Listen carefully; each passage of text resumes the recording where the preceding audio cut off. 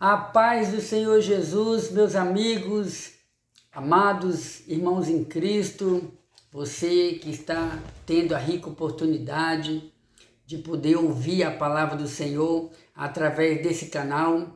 Esse é o canal Embaixadores de Cristo, Estudos Bíblicos, e esse que vos fala é o seu amigo, irmão em Cristo, Edmilson. Mais uma vez, aqui estamos para juntos lermos, estudarmos, ouvirmos a voz do Senhor, estudarmos a Sagrada Escritura, fazendo aquilo que o Senhor Jesus Cristo assim ordenou. E conhecereis a verdade, e a verdade vos libertará. Tudo bem contigo? Vamos orar ao Senhor nosso Deus, agradecendo a Ele pelo fôlego de vida, agradecendo a Ele pela oportunidade que temos de poder estarmos na presença dEle e conhecendo Ele. Amado Deus, em nome de Jesus, nesse momento eu quero agradecer ao Senhor por essa oportunidade. Obrigado, meu Deus, pela salvação oferecida através do sacrifício do Senhor Jesus, que carregou sobre si os pecados de toda a humanidade. Ele é o sacrifício perfeito. Pai, peço que nos edifique através da Tua palavra. Fala conosco, Pai. Somos carentes e dependentes de Ti. Em nome de Jesus. Amém. Maravilha, maravilha, maravilha de Deus. Chegamos ao final de mais um trimestre. Hoje nós estaremos estudando a última lição desse quarto e último trimestre das lições bíblicas dominicais desse ano de 2023. Você que já tem assistido a nossos vídeos, você que tem nos acompanhado aqui através do canal Embaixadores de Cristo, você tem observado que estamos estudando nesse último trimestre, falando sobre missões, a obra missionária, o Deus de amor, o Deus que, por amor à humanidade, realizou uma grande missão, enviando o Senhor Jesus Cristo a esse mundo para morrer por nós. E hoje nós estaremos estudando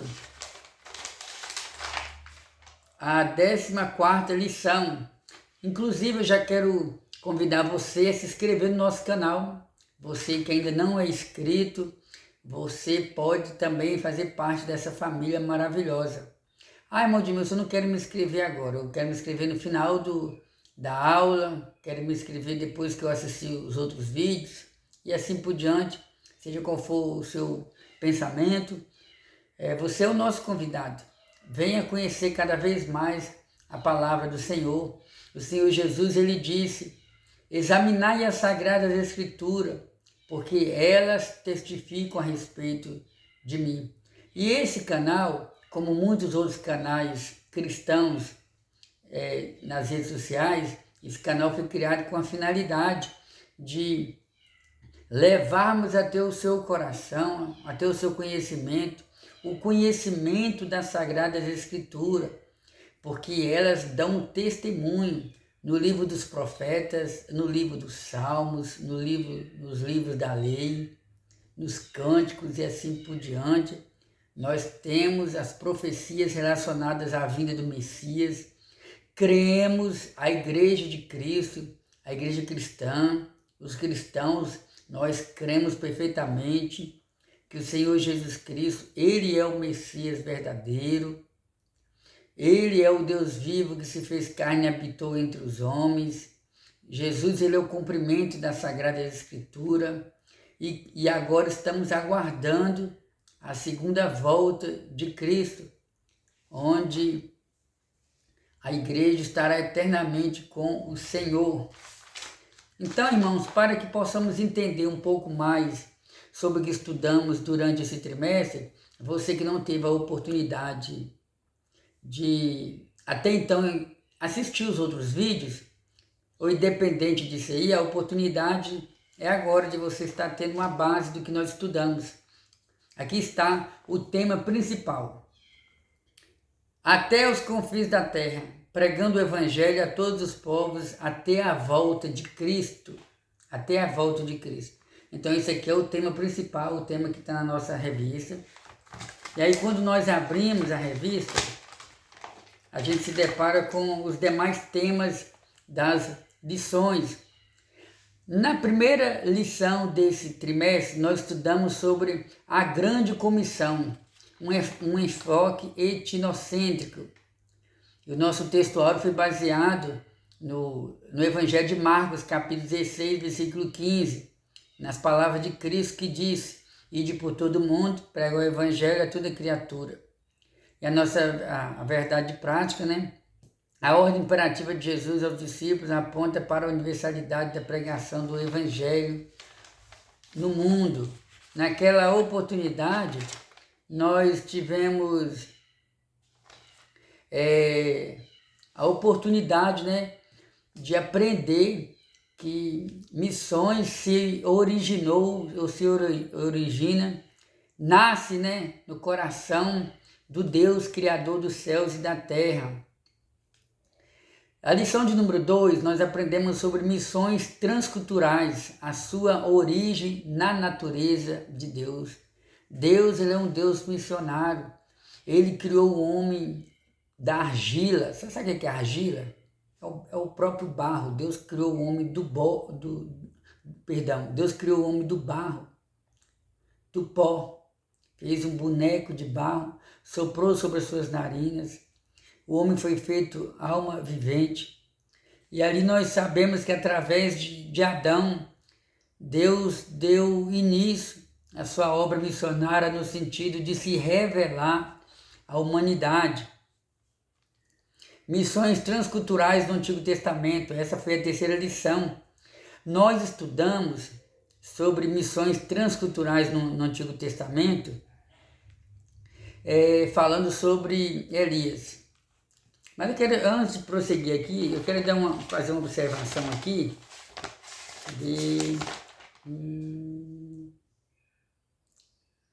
perfeitamente.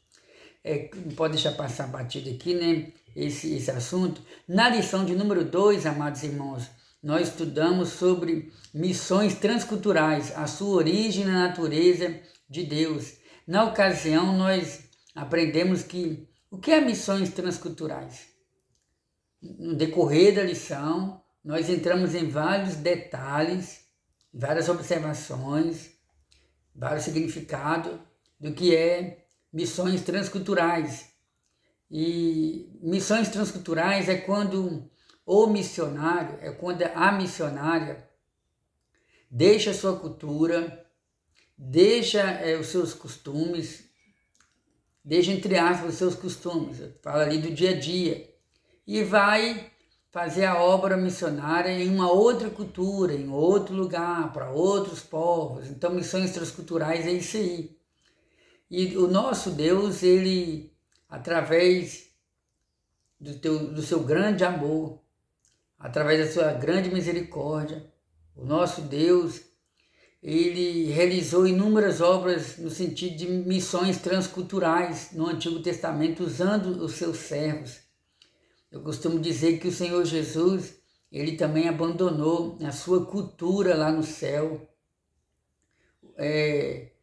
Lá no céu, a cultura lá no céu é uma cultura diferente da terra. Quando eu digo cultura, que lá no céu os hábitos são diferentes. Jesus falou que lá no céu os anjos não casam nem dão-se em casamento. Lá no céu, o nosso Deus está sentado sobre um alto e sublime trono. Existem vários textos bíblicos que nos mostram que ao redor do trono de Deus existem anjos cultuando a Deus, glorificando o nome do Senhor, louvando o nome do Senhor. E Jesus abriu mão de toda a cultura lá no céu para vir encarnar no ventre de Maria. Através do Espírito Santo, ele esvaziou-se de si mesmo, como diz o texto bíblico, né? Paulo escrevendo a carta aos Filipenses. Então, missões transculturais. A sua origem na natureza de Deus. Nós observamos que Deus chamou Abraão para uma grande obra. Gênesis capítulo 12, versículo 1. Ora, o Senhor disse a Abraão: sai-te da tua terra e da tua parentela e da casa de teu pai para a terra que eu te mostrarei. Ou seja, na lição de número 2, nós observamos que o Senhor chamou Abraão, para sair da sua terra, sair do meio da sua parentela, abandonar sua cultura de origem e ir para uma terra distante, que ele até então não sabia onde era, apenas que ele fosse através da fé. Então isso aí é missões transculturais. Na lição de número 3, nós aprendemos sobre missões transculturais no Antigo Testamento. Deus, ele não apenas se preocupou com o povo de Israel, mas o Senhor também se preocupou com outros povos, outras nações. Você lendo a Bíblia Sagrada, você observa que no livro dos profetas, Deus usou os profetas para entregar mensagem para o povo judeu, mas também entregou mensagens, palavras, mandamentos, ordenanças, para os profetas entregar para outros povos, como por exemplo os moabitas, os edomitas, os filisteus, os egípcios, os assírios e assim por diante. Então isso aí não era só mensagem de advertência, de sentença, de juízo, era Deus chamando o povo também para fazer parte de uma só fé. E isso fala de missões transculturais. Eu vou dar um exemplo aqui. Tem um exemplo aqui. Deus usou o profeta de Israel, o profeta Elias, para ir até a casa da viúva de Sarepta, ou Serepta, né? Viúva de Sarepta. E aquela mulher não era judia, aquela mulher era de outros povos, mas a intenção de Deus era salvar todos. Ela hospedou o profeta Elias e ela foi abençoada, ela ouviu falar dos mandamentos do Senhor. Tem um exemplo de missões transculturais no Antigo Testamento, o exemplo do profeta Jonas. Você já leu sobre o livro do profeta Jonas? O livro do profeta Jonas está agrupado entre os livros dos profetas menores. E naquela ocasião, Deus falou com o profeta Jonas: Jonas, levanta-te, vai até a cidade de Nínive e prega contra ela. Ou seja, Nínive era até então a capital da Assíria. A Assíria, nessa ocasião, era considerada a maior ou uma das principais nações daquela época, um dos povos mais poderosos, era o país que possuía um dos exércitos mais poderosos daquela época. Era um povo incrédulo, era um povo perverso, era um povo que não se preocupava em conhecer o verdadeiro Deus. A história nos mostra que era um povo tão perverso que quando eles iam para a guerra, eles faziam questão mesmo de massacrar os seus inimigos que perderam a guerra. Então era um povo que aos olhos de Jonas e aos olhos de outras pessoas merecia todo o castigo divino. Porém, o nosso Deus, ele não age como ser humano. O pensamento do Senhor é diferente. Deus quer resgatar o máximo de pessoas que crê nele.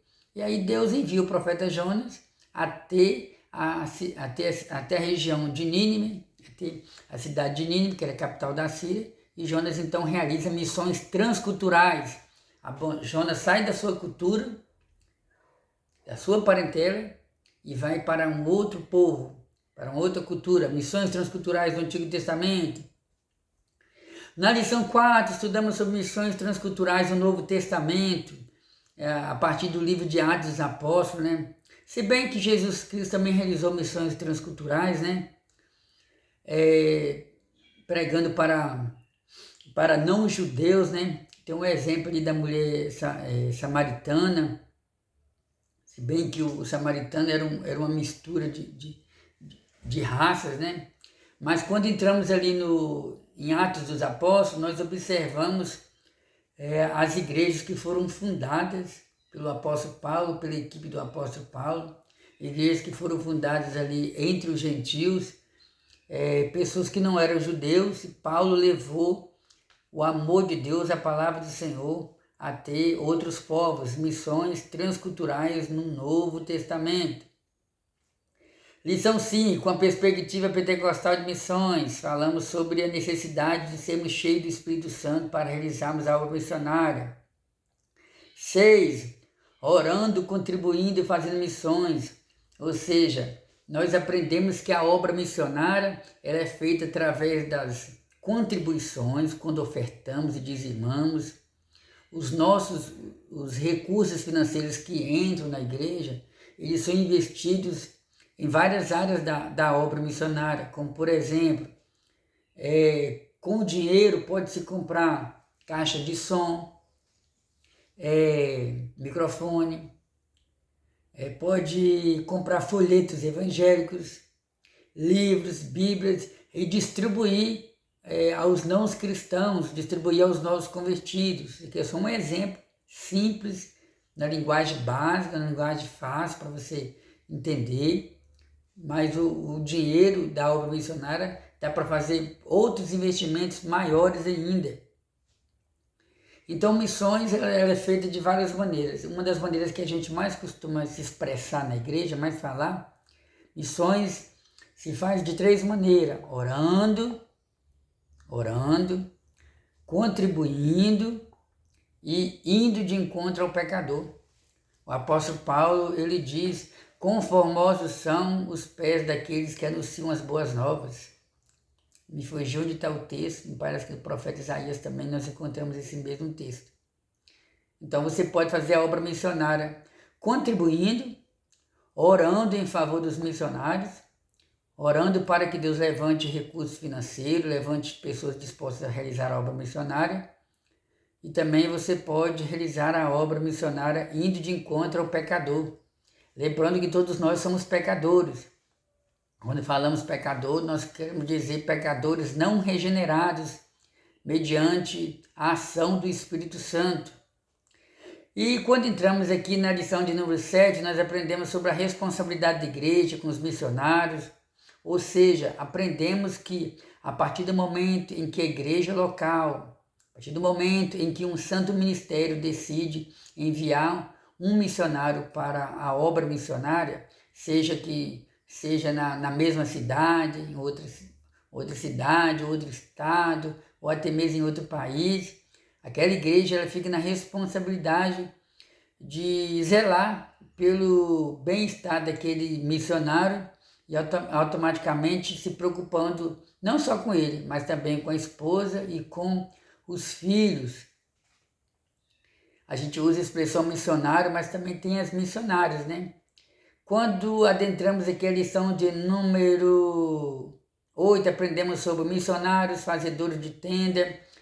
A palavra do Senhor nos mostra que o apóstolo Paulo, ele tinha também por profissão ser um fazedor de tendas. Está lá em Atos dos Apóstolos. E o apóstolo Paulo, quando chegava em alguma cidade, ele tinha por ofício fazer tendas, que era muito usado naquela época, tendas, barracas. Eu fico imaginando, né, quantas tendas ele deve ter vendido para os soldados romanos. E enquanto ele fazia tendas e vendia as tendas para ter um recurso financeiro, e ele aplicava a palavra de Deus, ele pregava o evangelho. Fico imaginando, né, quantos clientes do apóstolo Paulo ele deve ter ganhado para Jesus. Quantas pregações ministradas através ali da sua profissão, recebendo os clientes, negociando. E também tem um exemplo de Priscila e Áquila, né? Que era um casal que se uniu com o apóstolo Paulo e eles tinham a mesma profissão. Deixa eu ver aqui. Deixa eu ver se eu encontro aqui essa. Aqui. Nós encontramos informações sobre isso que eu estou falando em Atos dos Apóstolos, capítulo 8, a partir do versículo 1. Depois disso, partiu Paulo de Atenas e chegou a Corinto, e, achando certo judeu por nome Áquila, natural do Porto, que havia pouco tinha vindo da Itália, e Priscila, sua mulher, pois Cláudio tinha mandado que todos os judeus saíssem de Roma, se ajuntou com eles. E como era do mesmo ofício, olha só, ficou com eles e trabalhava, pois tinha por ofício fazer tendas. Então Paulo e Priscila, eles tinham a mesma, Paulo, Priscila e Áquila tinham a mesma profissão. E o Senhor Deus, Ele pode usar você. Você que está me ouvindo, Deus pode te usar também no seu local de trabalho. Eu não sei qual é a sua profissão, mas o Senhor pode usar você também no seu local de trabalho para você estar falando do amor de Deus para outras pessoas. Porque antigamente a gente tinha uma mentalidade de que fazer missões era só de um jeito, ou seja, a pessoa abandonava o seu emprego, recebia um apoio financeiro da igreja, tinha uma chamada, tinha uma convicção, a liderança reconhecia que essa pessoa tinha uma chamada, ele ia para o campo missionário. Porém, hoje, com o passar do tempo, a gente passou a ter um entendimento melhor sobre esse assunto. E hoje nós aprendemos que podemos sim fazer missões, muitas das vezes, sem estar lá no campo missionário, sem estar vivendo 24 horas para a obra missionária, através do nosso trabalho. Nós temos aqui o exemplo de Paulo. A igreja e o sustento missionário, lição 9. Lição 10, o desafio da janela 1040. Lembra que nós estudamos sobre o desafio da janela 1040? Onde nós aprendemos sobre países no mundo onde o evangelho ainda não chegou. Onde existe uma proibição terrível contra a existência de pastores, lugares onde não se aceitam pastores, não pode ler a Bíblia, não pode realizar cultos ao ar livre, não pode andar com a Bíblia, não pode ter um tempo para o povo adorar o Senhor. Então, esses lugares estão agrupados na janela 1040. Se você tiver interesse um pouco mais de saber sobre isso, eu aconselho você a acessar o Google, aí você vai digitar lá, janela 1040, aí lá vai aparecer os países onde ainda o evangelho não chegou, países qual é a porcentagem de cristãos. Tem países, irmão, onde não tem nem 1% de crentes ainda, por incrível que pareça. E talvez você está aí tranquilo, achando que todo mundo já foi evangelizado. E tem um portal, tem uma equipe chamada... me fugiu o nome da equipe que eu ia falar para vocês aqui. Missões Portas Abertas. Você já ouviu falar sobre Missões Portas Abertas? Digita lá também, Missões Portas Abertas. É uma equipe que realiza a obra missionária no mundo e eles trabalham também obtendo informações sobre a liberdade cristã, sobre a quantidade de crentes em determinados países, a oposição, a luta que a igreja enfrenta para estar pregando o evangelho, as leis contra o evangelho, como pregar o evangelho nesses lugares, cristãos que vivem secretamente, e assim por diante. Se você é missionário, ou se você tem desejo de fazer obra missionária, ou quer informação sobre a obra missionária no mundo, acesse o Google aí, você vai encontrar essa informação no portal Portas Abertas. Vamos lá. Na lição de número 11, estudamos sobre missões e igreja perseguida. A perseguição ela é geral, a gente sabe que enquanto que em outros países matam-se crentes, queimam-se Bíblia, queima-se templos, porque o diabo usa as autoridades nesses países para proibir a pregação do evangelho. Aqui no Brasil nós também sofremos perseguições. Existem várias autoridades governamentais e judiciais que estão enfrentando processos na justiça porque se recusaram a obedecer decretos humanos. Ou seja, existem lugares aí onde já existe uma lei onde o jurista, o juiz, nesse caso aí, tem que fazer o casamento, tem que fazer a cerimônia, tem que fazer o casamento de duas pessoas do mesmo sexo. Mas a palavra do Senhor nos diz que a união entre dois homens e a união entre duas mulheres é pecado contra a lei do Senhor.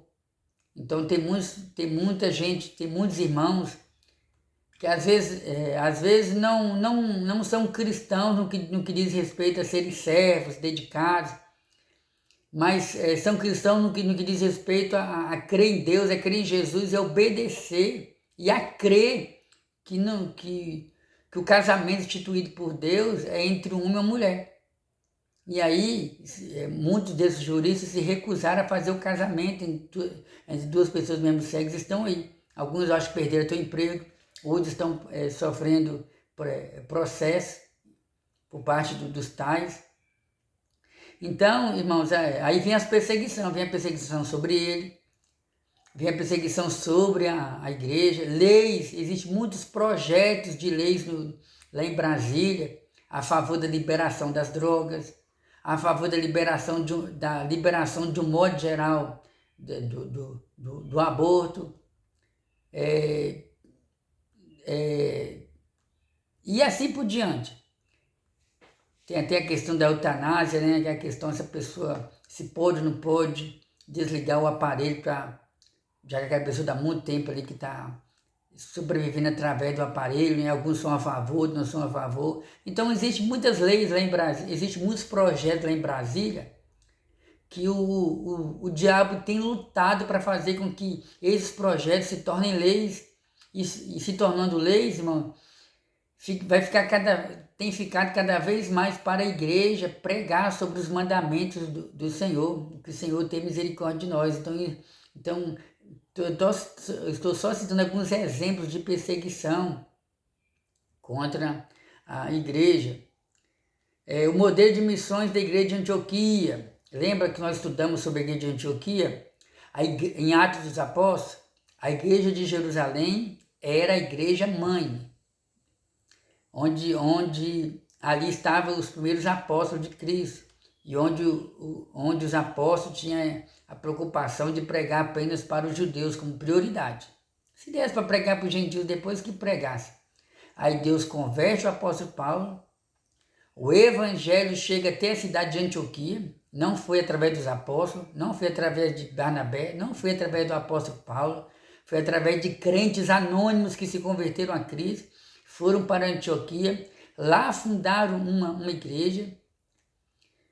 Aí a liderança da igreja de Jerusalém soube dos milagres que Deus fazia na igreja de Antioquia e mandou Barnabé para a igreja de Antioquia para dar assistência, liderar, ver de perto, e ele constatou os milagres da parte de Deus ali. E diz a Bíblia que Barnabé foi até a cidade de Tarso, chamou o apóstolo Paulo e ambos começaram a liderar, realizar uma grande obra ali em Antioquia. E acabou que o apóstolo Paulo acabou fazendo da cidade de Antioquia, ou da igreja que existia na cidade de Antioquia, uma espécie de quartel-general de pregação aos gentios. E a igreja de Antioquia era uma igreja muito abençoada, era uma igreja muito espiritual. A palavra do Senhor nos diz em Atos dos Apóstolos, capítulo 13, a partir do versículo 1, que na igreja de Antioquia existia pastores, mestres, doutores, apóstolos, e um certo dia eles estavam orando, jejuando, e o Espírito Santo bradou naquela reunião, bradou naquele culto e disse: separai para mim Paulo e Barnabé para a obra que eu vos tenho chamado. Oh, bendito seja o nome de Jesus, porque é o Espírito Santo quem orienta, quem fala, é o dono da igreja, é ele que decide o que pode, o que não pode, se é o momento de agir, se é o momento de ficar parado, o que deve falar, o que deve pregar, quem ele separou para a obra missionária. E na terceira lição, nós aprendemos sobre o propósito de missões, e agora nós iremos estudar sobre a quarta e última lição. Eu sei que normalmente, quando a gente vai fazer um resumo sobre lições anteriores, se gasta pouco tempo. Porém, como essa última lição desse nosso trimestre possui apenas 2 pontos, tá aqui, ó. Quarta e última lição desse trimestre possui apenas 2 pontos, é por isso também que eu gastei um pouco mais de tempo falando sobre as lições que nós estudamos anteriormente. Lição 14. Inclusive, essa lição é para ser estudada dia 31 de dezembro. Hoje, irmãos, inclusive hoje é dia 31 de dezembro. Hoje é dia 31 de dezembro do ano de 2023. Aqui na igreja onde nós congregamos, hoje não será realizada o estudo dessa lição. Nós vamos ter que estudar em outro dia, porque nas festividades, no fim do ano, né, em muitas igrejas no Brasil, muitas das vezes a gente se vê forçado a mudar a programação devido às festividades de Natal, de Ano Novo, onde muitos irmãos viajam ou recebem parentes, ou por algum motivo não pode estar presente naquela programação normal da igreja. Então nós tivemos que mudar aqui a programação, como de fato em algumas igrejas, esse estudo aqui foi ministrado antes do dia 31. E aqui a gente não vai ficar sem ministrar ela. Então hoje a lição 14, missões e a volta do Senhor Jesus, é o tema dessa lição. Olha que bênção. Você pode dizer juntamente comigo: Maranata, Maranata, ora vem Senhor Jesus, ora vem Senhor Jesus. Foram palavras proferidas pelo apóstolo Paulo. Textual. Então, recapitulando, o tema da lição de hoje é missões e a volta do Senhor Jesus. Textual. E este evangelho do reino será pregado em todo o mundo, em testemunho a todas as gentes, e então virá o fim.